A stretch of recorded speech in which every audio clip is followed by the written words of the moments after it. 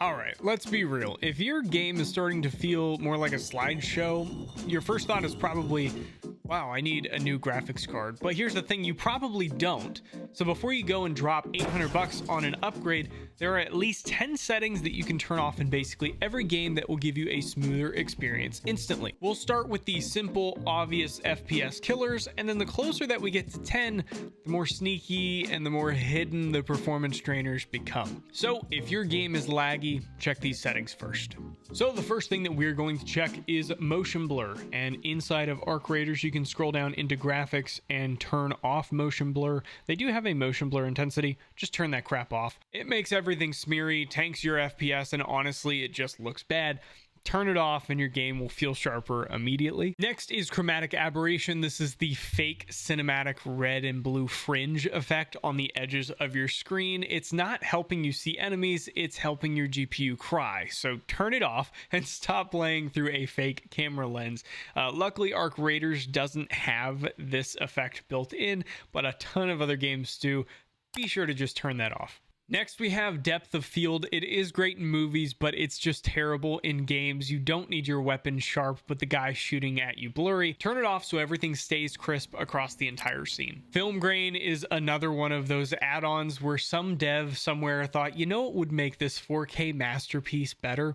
Just static. You know, let's just add some of that on there. It's all a waste of processing power, and it just makes your image look less clean. Turn it off. Always. We're lucky Embark didn't add some of these. They didn't, but some of these are on here, just like the next one, which is Ambient Occlusion, aka it's like the fancy shadows. It looks pretty in screenshots, but it is a frame killer. So if your game is laggy, shadows are one of the first things that have to go. If you turn off Ambient Occlusion, you can watch your FPS jump. Arc Raiders doesn't actually call it Ambient Occlusion. They actually call it Global Illumination Resolution. This is not 100% the same, but it is fairly similar, and actually has a moderate impact on the GPU performance. Let's turn that down to like medium. Next, we have VSync, which is up here at the top of Arc Raiders. If this is turned on, turn this thing off. This can introduce, as it says here, some additional input latency and cause frame stuttering in case the game's frame rate is lower than the monitor refresh rate. If you just have a monitor that needs this, that's a different story, but most of the time, if you don't need it and it's turned on, it's only causing you to have slower frame rate. It's meant to stop screen tearing, but it often locks your FPS and introduces input lag. If you've got lag issues, turn VSync off, use G-Sync or FreeSync if your monitor supports it. Otherwise, you'll usually get smoother gameplay without it. Anti-Aliasing is the next one. It smooths out the jagged edges. It's cool, but stuff like MSAA or TAA absolutely wreck performance. If you're lagging, you can switch it to FXAA on some games, or in this case, turn it off entirely. For me, I do like this guy on, but only to a certain extent, so I'd put it on medium here. Shadows always have a major impact on performance, so turn this guy down. You can turn it on low and get it as low as you want. In the case of Arc Raiders, it may actually assist you in being able to see other enemies quicker. In Arc Raiders, they call it post-processing. This is basically the group of settings that affects motion blur, bloom, and lens flares. So we're going to turn that down as well.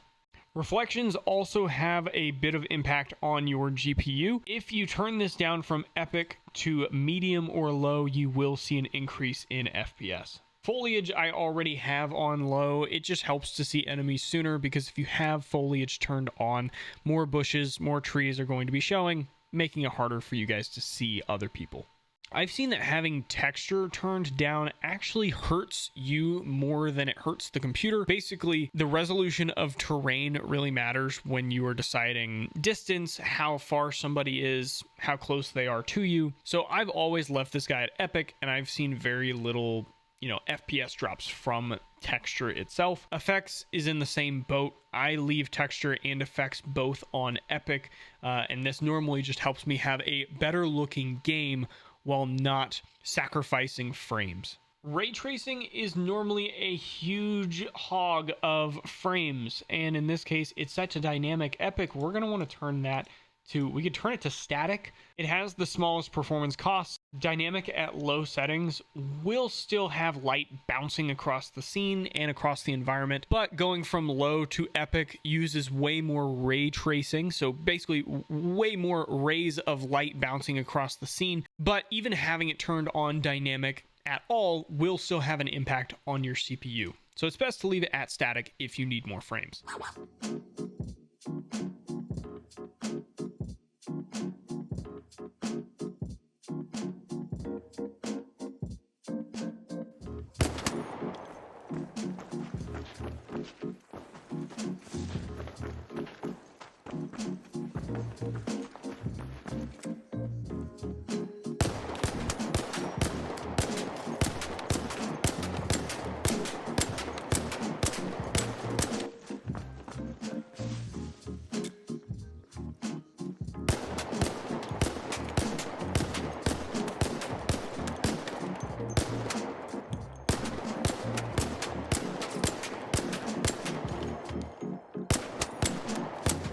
And number 10 is actually background apps and overlays. It's not technically graphics settings, but it is still huge. Discord overlays and the NVIDIA GeForce Experience, Steam overlays, they'll all eat resources. Close what you don't need running in the background and your game will just feel way smoother. For whatever reason, whenever I use the Discord overlay, my game always drops by anywhere from 8 to 15 frames, so you guys can turn that off and see an FPS boost. You can find the overlay by going down to user settings, scrolling down all the way till you see game overlay, and then making sure that it's turned off here. That's it on this one. If you enjoyed this tutorial, please leave a like, comment, and subscribe, and I will see you guys in the next video.